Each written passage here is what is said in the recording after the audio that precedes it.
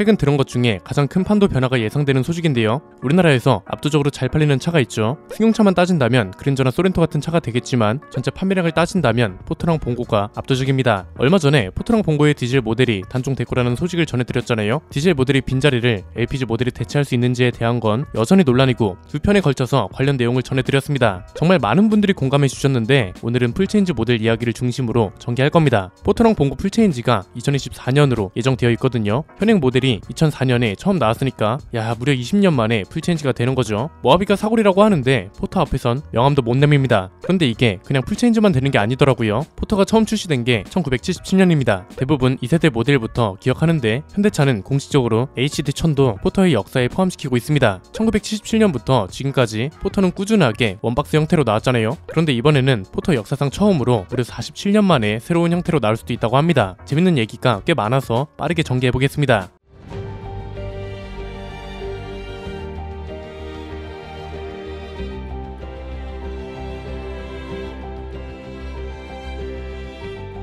포터는 1세대 HD1000부터 2세대, 3세대, 그리고 지금 팔리고 있는 4세대 모델까지 꾸준히 보닛이 없는 형태로 만들어져 왔습니다. 이렇게 생긴 트럭을 보통 언박스형 트럭이라고 하고 중간에 잠깐 리베로가 나왔었잖아요. 리베로는 승용차처럼 보닛이 튀어나왔는데 이건 세미형 트럭이라고 합니다. 포터가 꾸준하게 언박스 형태로 나온 이유는 뭔가요? 그냥 내가 1톤 트럭을 타는 입장이라고 생각하면 답이 금방 나옵니다. 짐을 최대한 많이 실어야 하고 이러려면 적재함이 일단 길어야겠죠. 적재함이 길어지면 차체 길이가 길어지고 움직이기 좋게 만들기 위해서 보닛 길이를 짧게 만든 겁니다. 화물차로서의 모든 조건을 충족하고 그렇기 때문에 지금까지 넘사벽 판매량을 기록하고 있는 거고 웬만한 택배차가 죄다 포터나 봉고인 거죠. 이건 리베로가 실패한 이유랑도 연결되죠. 리베로는 포터랑 반대로 보닛 때문에 전체 길이가 늘어나면서 적재함 길이가 짧아졌습니다. 가뜩이나 이 당시에는 지금만큼 안전 같은 걸 중시하는 사회가 아니었다 보니까 짐을 얼마나 많이 실을 수 있는지가 굉장히 중요했거든요. 그래서 적재함이 짧은 차는 경쟁력이 없는 차로 통했고 리베로의 판매량이 처참했던 겁니다. 심지어 적재함이 짧아졌는데도 차체 길이는 5.4m가 넘었습니다. 정확히 5415mm였는데 지금 팔리고 있는 G90 롱힐 베이스 모델이랑 50mm밖에 차이가 안 나고 G90 기본 모델보다 무려 140mm가 긴 겁니다. 이러니까 당연히 움직임이 둔해지고 택배차 같은 걸로 쓰려면 좁은 골목길도 잘 돌아다닐 수 있어야 하는데 포터랑 비교하면 당연히 경쟁력이 떨어지죠. 그런데 최근 들어서 리베로 같은 트럭이 부활해야 한다는 목소리가 점점 많아지기 시작했습니다. 이건 약간의 의견 충돌이 있죠. 우리나라 화물업이나 물류업 특성상 안전보다 효율을 중시할 수밖에 없다는 게 하나 있습니다. 이게 참 슬픈 현실이면서도 인정할 수밖에 없는 현실인데 수십 년 동안 만들어져온 암묵적인 룰이 있잖아요. 1톤 트럭이지만 1톤을 넘게 싣고 다닐 수밖에 없는 거예요. 그래서 과적이나 적재불량 사고가 끊임없이 이어지고 있는 거고 이게 근절되지 못하고 있는 이유는 화주와 화물차주 그리고 사회적 합의가 이루어지지 않고 있기 때문이죠. 당장 화물차 기사들이 휴직도 제대로 보장해주지 못하는데 화주들이 손해를 감수하면서 이걸 개선하고 싶겠냐고요. 이런 낡은 사고가 아직도 남아있는 와중에 안전 문제가 떠오르기 시작했습니다. 포터랑 관련된 유명한 말 있죠. 충돌했다 하면 하반신 마비는 기본이라는 말이요. 그냥 충돌 테스트 영상만 봐도 이해가 됩니다. 본인 없이 바로 철판 몇 장 지나면 운전자 다르죠. 오버랩 테스트가 뭐예요? 정면으로 충돌해도 운전자가 직격탄이니까 하반신 마비에서 끝나는 게 다행이라는 말까지 나오죠. 이런 구조로 만들어진 차는 A필러나 보닛 강성을 보강한다고 해서 안전해지는 것도 아니고 에어백을 넣는다고 도움이 되는 것도 아닙니다. 트럭이라는 게 사치품이 아니라 생계수단이기 때문에 가격도 신경 써야 하고 그래서 반차율 주행 기능 같은 옵션을 넣기도 정말 애매합니다. 이게 생명하고 직결되는 문제라서 리베로 같은 차가 부활해야 한다는 말이 나오기 시작한 겁니다. 보닛이라도 있어야 사고가 났을 때 중상까지 가지 않는다는 건데 이게 사실 현대차 입장에서도 굳이 보닛 있는 트럭을 만들 필요가 없습니다. 왜냐면 이것도 정말 냉정한 현실인데 보닛이 만들어진다는 건 그만큼 재료가 많이 들어가는 거잖아요. 이러면 생산 단가가 올라가고 생산 단가가 올라가면 가격을 올릴 수밖에 없는데 이렇게 되면 수요가 떨어질 위험이 있습니다. 그러니까 굳이 이런 차를 만들 필요가 없는 거죠. 어차피 독점 시장인데다가 개발 비용도 줄이고 가격 인상도 최소화해서 기존 충성 고객들을 잡는 게 낫죠. 사실상 현실성이 없는 이야기였는데 불과 1년 사이에 굉장히 많은 게 바뀌고 있더라고요. 일단 2024년에 출시될 예정인 포터랑 봉고 있죠. 이게 세미형 트럭으로 나올 가능성도 있다고 합니다. 대체 이 근거가 어디 있는지 보니까 아예 국가 기준이 바뀌었습니다. 바뀐 지도 얼마 안 됐습니다. 올해 초에 관련 개정안이 나왔는데 포터 같은 3.5톤 이하 소형 화물차도 충돌 안전성 기준이 도입된다고 합니다. 이렇게 바뀌는 게 뭐가 있냐면 일단 중대형 화물차나 버스만 의무적으로 장착하던 자동 제동 장치가 모든 차종으로 확대되고요. 국토부가 조사한 자료를 보면 명분도 충분합니다. 화물차 사망률이 1.92%,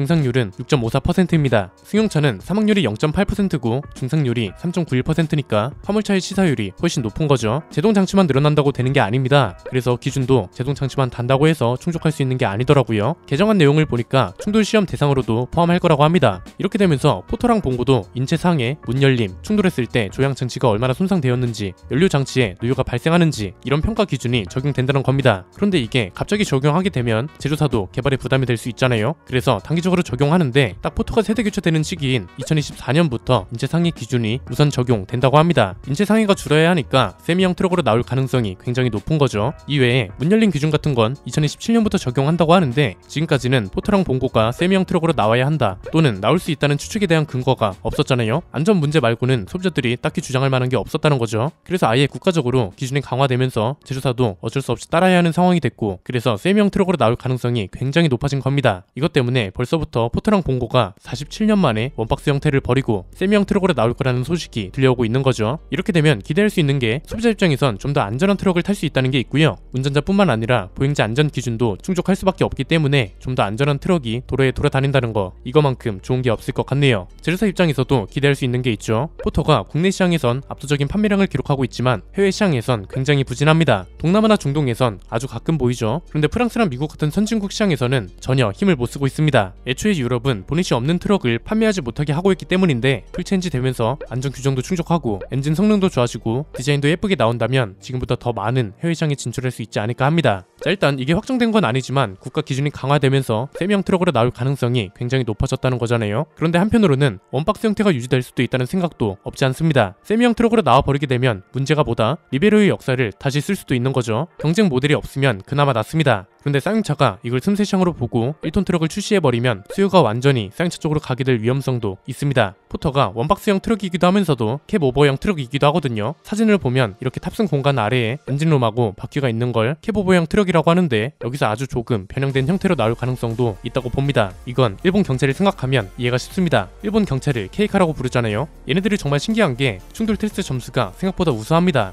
대부분이 5점 만점에 4점은 받거든요. 그런데 경차라서 한계가 존재하긴 합니다. 앞좌석 안전성은 어느 정도 보장이 되는데 뒷좌석은 취약하다는 게 단점이죠. 앞좌석이 비교적 안전한 이유는 이 사진을 한번 볼까요? 보닛이 아주 조금 튀어나왔죠. 바퀴가 운전석 앞쪽으로 이동하긴 했는데 그렇다고 보닛이 많이 튀어나오지도 않았습니다. 리베로는 완전 승용차처럼 보닛이 길게 튀어나왔었죠. 그런데 이런 형태로 나온다면 길이도 많이 길어지지 않으니까 움직임에서 손해를 볼 일이 없잖아요. 대신 이 정도로 공간이 확보된 만큼 철판 강성을 올리든지 빔 같은 거라도 추가해준다면 안전도를 훨씬 높일 수 있지 않을까요? 그리고 이런 형태가 가능한 이유가 디젤 모델이 단종된다는 게 중요하죠. 이렇게 되면 LPI랑 전기차만 판매가 되는 건데 지금 판매량을 보면 LPI 모델보다 전기차 판매량이 더 많습니다. 전기차를 주력 모델로 밀 거라면 어차피 엔진이 없으니까 살짝 튀어나온 공간을 프렁크로 활용할 수 있는 거죠. 대신 이렇게 나온다면 회전 반경을 어떻게 줄일지가 관건인데 이건 개발자들이 충분히 답을 도출해낼 수 있지 않을까 합니다. 2024년이 진짜 자동차 시장에 굉장히 많은 변화가 있는 시기입니다. 현대차가 글로벌 공장 체계를 본격화하고 47년 동안 똑같은 형태로 나오던 포터도 다른 형태로 나올 가능성이 높잖아요. 우리나라에서 가장 많이 팔리는 차이기 때문에 꼭 포터를 안 타는 사람이라도 변화를 체감하기에 가장 좋은 해가 될 것 같습니다. 일단 우리가 확실하게 알 수 있는 건 안전 기준이 강화되기 때문에 포터랑 봉고가 지금 형태로 나오기는 매우 힘들다는 거고요. 어떤 방식으로든 안전성을 강화해야 한다는 과제가 주어진 상황이라서 어떻게 나올지 지켜보면 되겠네요. 여러분의 의견도 댓글로 남겨주시고요. 스파이샷이 가장 기대되는 차이기도 해서 혹시나 테스트카를 목격하신다면 저희 이메일로 제보해주시면 감사드리겠습니다. 지금까지 저는 안피디였습니다. 감사합니다.